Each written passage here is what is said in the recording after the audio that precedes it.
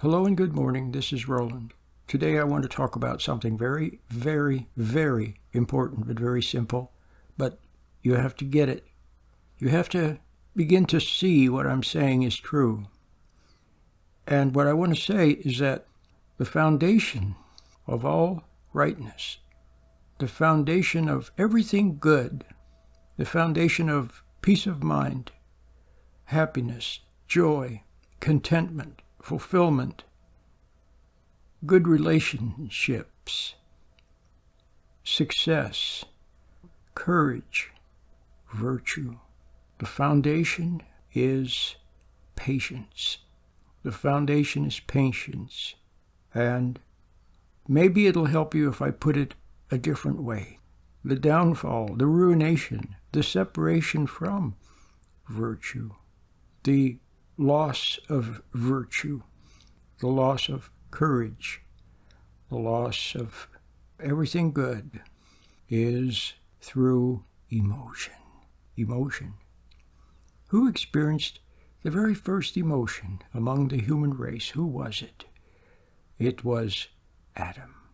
Before he fell, he lived a sweet life in paradise, a life of discovery, a life of joy, a life of adventure, a life of awe and wonder, and peace of mind, and all the good things you can imagine. But it all fell apart for him when he experienced his first emotion. And what was that first emotion? It was a little bit of excitement, a little bit of stimulation, a little bit of a high, a little thrill. There you go, a little thrill.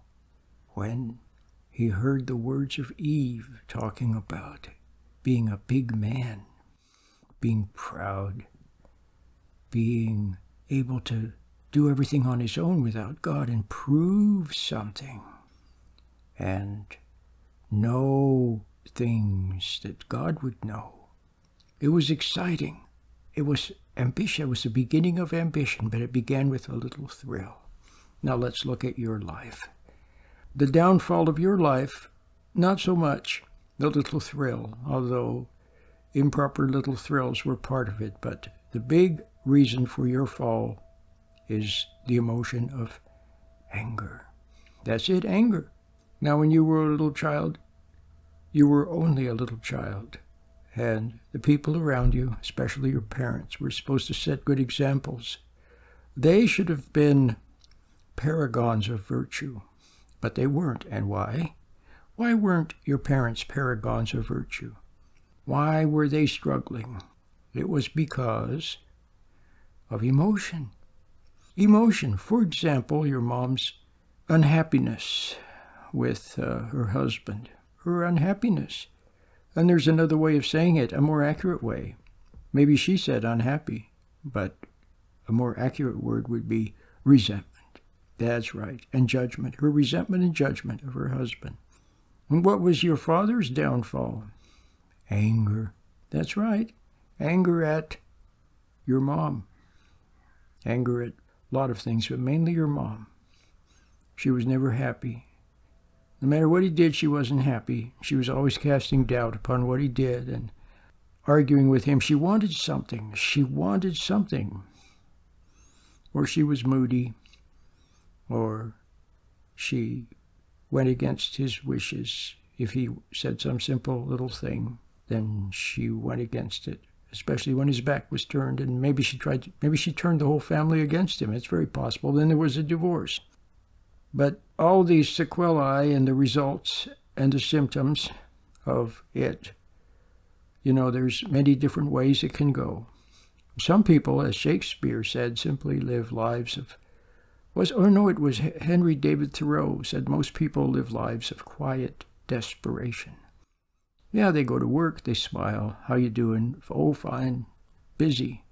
And they, put up a good front, but underneath they're unhappy. So, emotion again. One emotion leads to another emotion. But now let's look at patience. What does patience mean? what most people think patience means is that just, biting your lip and saying nothing, underneath being angry but saying nothing, keeping it all bottled up. That's not what patience means. What patience means is not becoming emotional. That's it. Not emotion.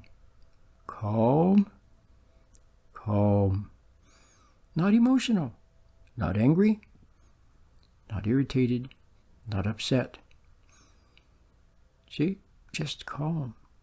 Now, a lot of people say, well, I'm bitter and a lot of things have happened. And, I could come up with a laundry list of negative emotions, but they all go back to what? Resentment and anger and judgment. This morning I was driving, and in the lane beside me, and I was making a right turn. In the lane beside me were a couple of cars, and they were going a little bit slow. And I made my right turn, and as soon as my lane was open, a big truck that was behind the two slower cars, came zooming around. Zooming! But that zoom, you could read the anger in it. You could read the impatience in it. But what was behind the anger and the impatience? The irritation, let's put it that way. What was behind the irritation? It was judgment. Judgment of those drivers, that they were going too slow, that they were blocking him, that they were holding him up, and what's their problem, and like that. Do you get it? So I'm going to keep this little talk very short because I want you to just get it. Emotion is animal. Emotion is your downfall. You have to find a way to not be emotional in the first place. In other words, patience. Kind of like Spock on Star Trek. You remember? No emotion. No emotion. Now, some of you will say, well, if you don't have any emotion, then it's like you're dead. There's no life whatsoever. Well, that's because the only life that you've known, for the most part, is the life of emotion. But you have to see that when you're sitting there and you're unhappy or bored or something, then you seek out stimulation.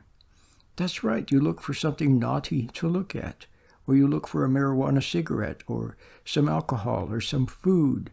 Or you go shopping online, or you call your friends and listen to some gossip. You're looking for stimulation. But if you could make the transition, or begin to make the transition, or see the need for the transition, and not wallow in your emotions, then you might discover a whole other way of life. And yes, in this other way, the energy would come from God. Instead of coming from stimulation, and instead of reacting and responding to things on the outside with emotion, instead remaining calm, no response to the outside. Then you would be free to respond to the within, to reason, to insights, to discoveries, to understanding. Do you understand? That's what you need to respond to the inner light from your Creator and begin to grow in that light. See, if you respond to that light, God's inner light, which you can find if you get the little meditation. I've talked about it just about every video and every audio I've ever made. So just listen to any of my videos or audios. If you find God's inner light in a very simple way with a very simple meditation, which I've made it free, then you respond to it just as the plant responds to the sunlight. The plant loves the sun, needs the sun, basks in the sun, and receives goodness from the sun. In fact, it's a misnomer to talk about plant food. See, the plant its food is actually the sun. The sun. And then it takes a few little chemicals, a little nitrogen and what have you in the soil. It takes those and uses them to build things. But the energy, the life, the impetus, the motivation, and even the substance of its being is from the sun. Do you understand? So it could be the same way with you.